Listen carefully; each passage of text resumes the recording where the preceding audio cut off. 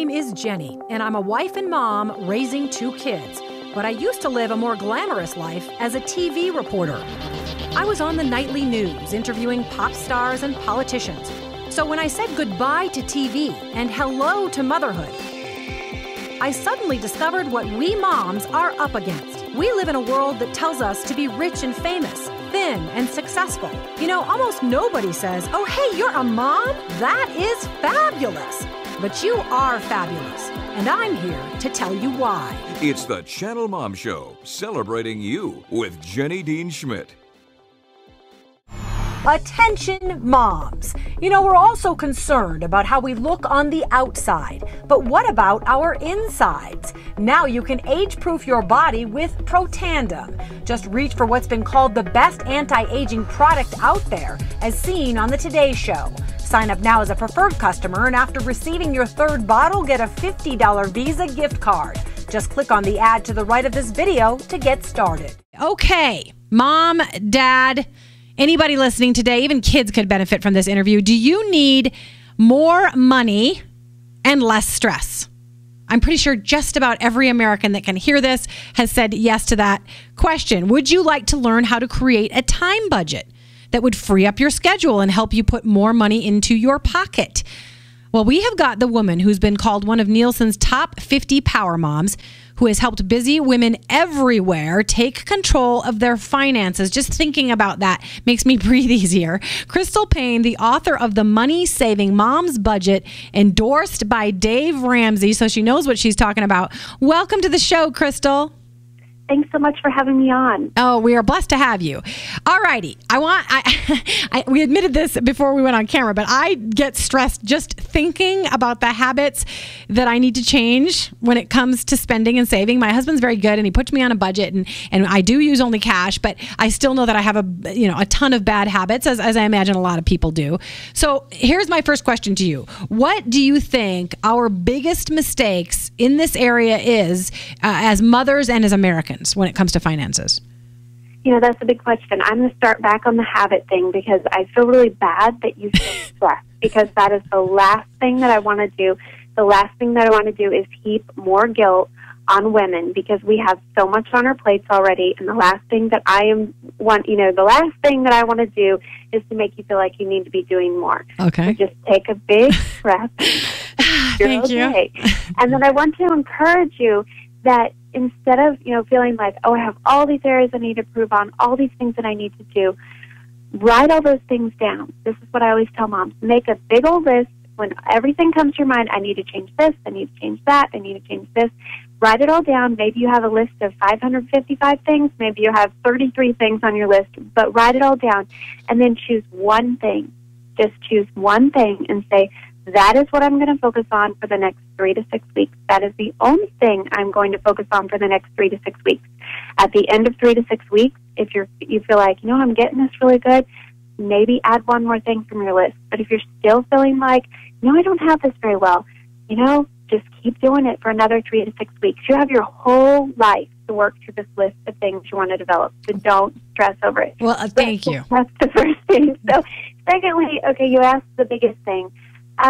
The biggest thing that I feel like really makes a difference is when people have goals. And that is why that is chapter 1 of my book. Because yes. I feel like if you don't know where you're going, any train will get you there. And aimlessness will be your default if you don't have a plan. And so I just really encourage women, set goals, even if they are microscopic goals, because goals will change your life. When you have a plan and you work the plan and you know where you're going, you are going to live with so much more passion, intention, and fulfillment in your life. Right. And in your book, which I'm going to hold up here for the camera, The Money Saving Mom's Budget, The Money Saving Mom's Budget, you do talk about bite-sized goal setting. And that part was a relief to me. The problem for me is that I just tend to think, okay, I need to have 10,000 bite-sized goals. And you're telling me, slow down, you can do one at a time. So you talk about bite-sized goals, little goals that we can actually manage. Can you explain to moms what that would look like? And you can include the $60 principle in that if you'd like. Yes. Well, like you said, you have all these things you want to do. And I think, I encourage people to set big goals.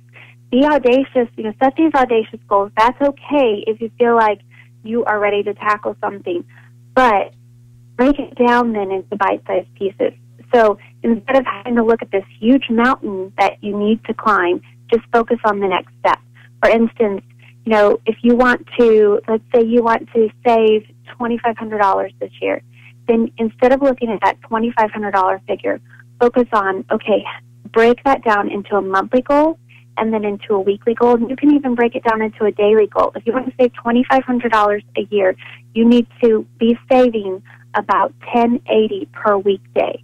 And so that makes it much more manageable when you think, okay, I can do that. Right. And so a $60 principle, for some people are saying, how on earth would I save $10.80, on a weekday? And so maybe you're not there, and maybe that's way far, beyond what you can do right now. But everybody can do something, even if it's just saving $5 a month.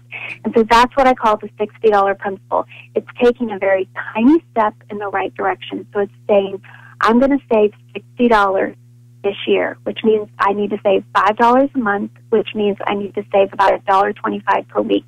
And when you think about that, most people can do that. And you might feel like, oh, that's not going to do anything for me. But it's a start.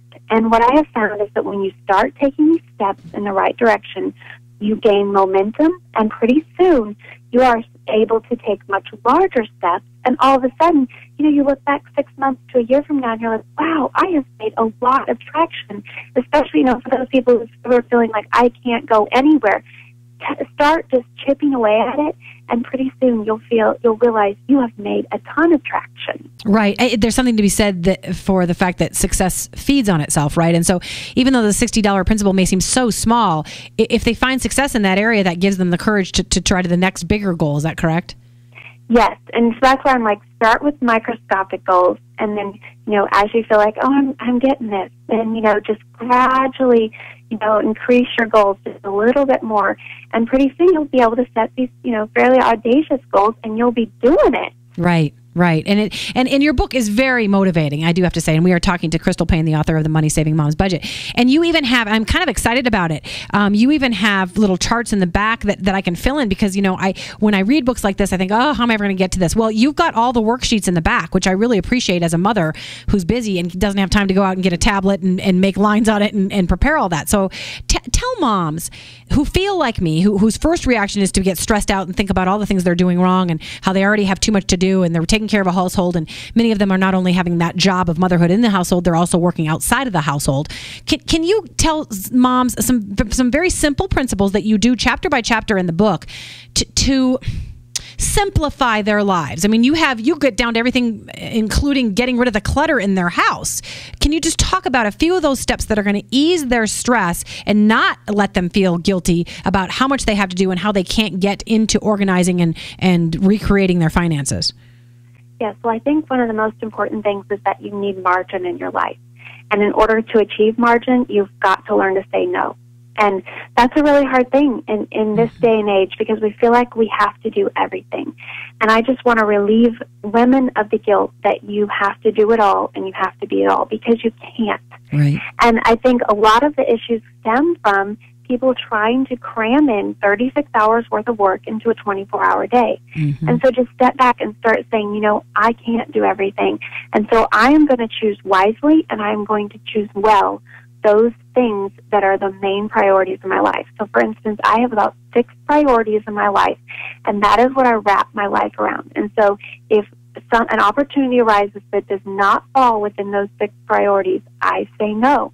And that means I say no a lot. But It means that then I'm saying yes to the best and yes to what is most important. So I really encourage women, step back, really think, what is going to matter in 25 years from now, and wrap your life around that. And then stop trying to do so much. Right. And so in my book, I encourage people to set a time budget, which is the same thing as like what you do for your money. If you don't tell your money where to go, it's just going to slip through your fingers like sand. It's the same thing with your time. If you are not really intentional with how you spend your time and choosing how you're going to use your minutes, you're going to look at the end of the day and you're going to look back and say, what did I do with today? And you won't have anything to show for it. And so I say to block out your day in time blocks, and so to say, okay, I want to spend this time on this, and this time on this, and this time on this, and don't schedule 36 hours of work. Only schedule, about 14 hours of work to give you some margin and some time to sleep, which is really important. Right. And thank you for saying that. I just talked to two women today on the phone. We were rushing places, and in one case, one woman had to cancel on me, and I had to cancel on another woman. But we were all in the same place. We all said, well, I'm just too busy. And even the woman I canceled on was relieved that I had to cancel on her because she was too busy to meet anyway. And I think, oh my God, and these are all moms I'm talking about. And so they have so much on their plate, and let alone the fact that we're all communicating on 5 different things now, with Facebook and Twitter and so on. And I think that there's so many moms coming from a position of how do I do all this, let alone how do I place my money in the places so that because people pay for convenience. So not only is their time getting away from them, their money's getting away from them. So I so appreciate that you want to sit down with moms and say, we can do this in bite-sized pieces. We can manage your time. We can manage your money. So you do manage the time budget, and you tell us about that. You've got about 4 minutes left. So before we touch on some specifics, which we'll do in the next segment, what is another piece of advice that you'd like to give to moms that you think is central to them getting their finances back in order, and so that they can save and they're not, drowning in debt and so on? Yes, so once you have your financial goals and you've broken those down into bite-sized pieces, and then you get your life in order, because if you try to add in all this, if you try to add in money-saving tactics, if you try to, start cooking from scratch or planning a menu or doing these things, and your life is already overloaded, it's just going to cause all the plates to come toppling down. Right. I encourage you to step back and get your life streamlined before you add in the finances, trying to get your finances in order. And so really, I encourage people to start with a budget. And I know a lot of people feel like, a budget, that's such a ball and chains. I can't do that. That's going to mean that I'm just going to have a miserable existence. Well, we found the opposite to be true. A budget has actually given us so much freedom because we have boundaries, and we are telling our money where to go. So we're in charge of our money instead of our money just slipping through our fingers like sand. And so what we found is that, when I say, okay, this is how much I have for groceries, and this is how much I have to spend on eating out, and this is how much we have to spend for, X, Y, and Z. When we do that, then you can spend the money in those categories, and you don't have any guilt. You can strategically splurge because you've budgeted for it, and so you can enjoy it, and you don't have to have that guilt. What about getting rid of the clutter? Moms, I thought to myself, I'm going to take 2 weeks to get organized. I'm going to reduce the clutter and things like that. Tell moms in the next 2 minutes what that means to get rid of the clutter. Yes, well, I think, not only our time is so overloaded, but our homes are so overloaded, and so it's very, very important that we get a handle on this clutter that we have. And so I encourage moms to step back and say, do I need this item? Do I regularly use this item? Do I like this item? Is this item taking up space I don't have? Could I bless someone else with this item? And so just really start asking yourself about what you have and seeing, can I get rid of this? And the thing that so many of my readers have found is that when they step back and they start really streamlining their lives and getting rid of the clutter, not only does it give them more margin, not only do they have more peace in their homes, but also they have more money, because a lot of times they're able to sell the item and make some good money, either from a garage sale or Craigslist. One of my readers just recently, in March, they set a financial goal, and they went through their home, and they made $1,000 just off stuff that they had at their house they realized they didn't need. Right. And women can purge in order to then be able to restructure and get organized. And we're going to come back with you, Crystal. We're talking to Crystal Paine, the author of The Money Saving Mom's Budget, and we're going to get some actual tips about saving money.